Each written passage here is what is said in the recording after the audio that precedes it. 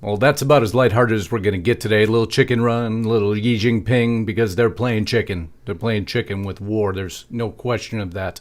My name is Justice Knight, filling in today for Lisa Haven. Just a heads up, she made it through her procedure okay, is recovering.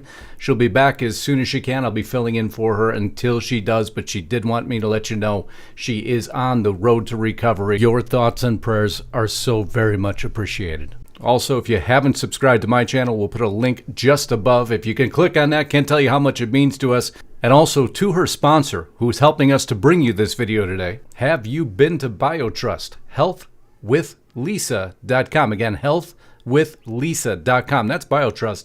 Amazing product, and now they've even made it a little bit better. Their amazing, ageless, multi-collagen formula, now with turmeric. I'm telling you, these guys continue to find new ways to improve. And right now, again, healthwithlisa.com, get up to 51% off. Get over to BioTrust and get that product that they call the fountain of youth. But now let's get back to this broadcast. There is so much more to the headlines you may have read. This one on the Wall Street Journal. Hu Jintao's exit from China's Party Congress causes a stir. Well, it means a lot more than that. Xi Jinping's predecessor's unceremonious departure illustrates a generational shift in power. That's the softest way to put it. Retired Chinese leader Hu Jintao, the 79-year-old predecessor to Xi Jinping, was the focus of an unusual stir at the Saturday's closing session of the Communist Party's twice-a-decade Congress, making an unceremonious exit mid-proceeding. The departure appeared to illustrate how Mr. Yi's supremacy has been aided by a generational shift in power. Zeman, the 96-year-old who led the Communist Party from 1989 to 2002, didn't appear at all among the almost 2,300 delegates in the Grand Hall of the People during neither the October 16th opening nor the October 22nd closing sessions of the party Congress.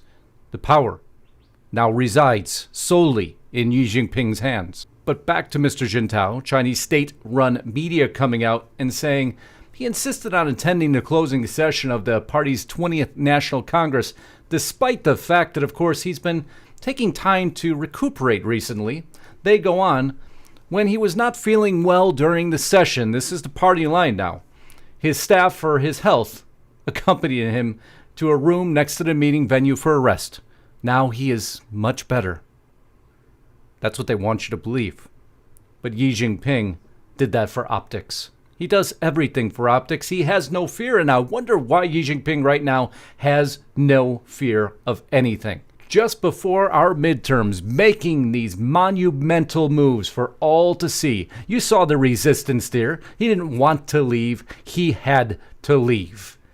I could only imagine what was said in that exchange between him and Xi Jinping. That is not a man who wants to go anywhere. But it all beckons back to the key shift in China's political leadership. Beijing validated its way to U.S. free world order. That's what they are working towards. They want their power back. But now let's get to the rest of the story. Why was that such a key maneuver?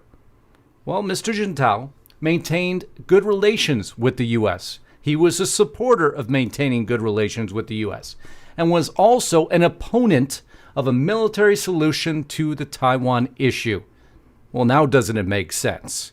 You see, you got to put it into the framework it belongs. Such a former CPC chairman's escorted out of the hall is a clear demonstration of the renewed anti-Western foreign policy of Beijing. I'll read that again.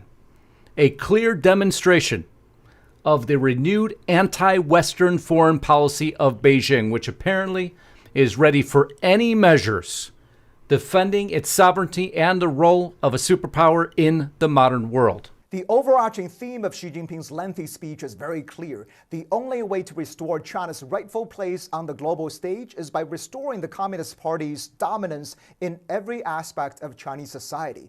That's the more explicit part. The implicit message here is he is the only man who can do it, and he has done so in the past decade during his reign. So we have the walking out of the once... So we have the walking out of an ex-leader, the consolidation of power.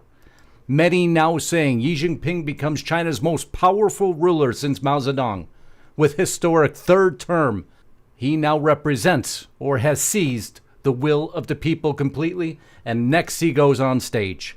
He gives his speech, and here is where the war-rattling statements begin to come out. Yi warns against foreign interference in Taiwan, says China will never promise to renounce force. More specifically, he reserves the option of taking all measures necessary against interference by outside forces. In a wide-ranging speech, this on that CNBC article, in a wide-ranging speech Sunday, Yi spoke firmly about China's resolve for reunification with the self-governed island, which Beijing considers part of its territory. China's top leaders are set for a reshuffle. Here are the names to watch. This is the next progression after his election to a third term, his consolidation of power. Now they go in and they start appointing a new leadership panel. This month's Congress decides which officials will become leaders of the ruling Communist Party of China. About 2,300 party delegates are set to gather in Beijing to select a new central committee consisting of about 200 full members. After he is completely convened, told the West to stay out of his way, he will do what he wants with Taiwan. We will continue to strive for peaceful reunification with the greatest sincerity and the utmost effort, Yi said in Chinese, according to an official translation, but we will never promise to renounce the use of force, and we reserve the option of taking all measures necessary, as he has now completely consolidated power just prior to our own midterms, showing no fear once again of this administration, nobody showing any fear of this administration, and moves that everyone hoped would never happen are now moving full force to reality. And that is the unfortunate repercussions of a weak U.S. policy, a weak foreign policy by Biden's White House. My friends, I love you all. Thank you so much again. I'll keep you posted on Lisa's progress. Until next time, Godspeed and God bless. Justice Knight, signing out.